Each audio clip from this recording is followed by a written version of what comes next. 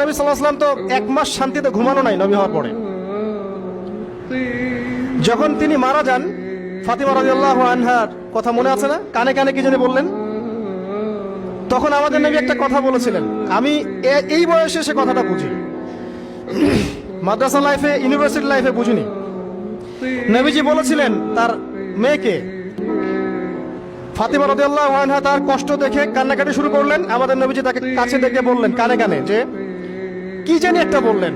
তারপর ফাতিমা রাদিয়াল্লাহু আনহা চুপ করে গেলেন। তো পরে জিজ্ঞাসা করা হলো কি বলেছিলেন, তিনি বললেন আল আব্বাজান বলেছেন আজকের পর তোমার আব্বার কোনো কষ্ট থাকবে না, আর তুমি আমার পরিবারের মধ্যে সবার আগে আমার সাথে সাক্ষাৎ করবে।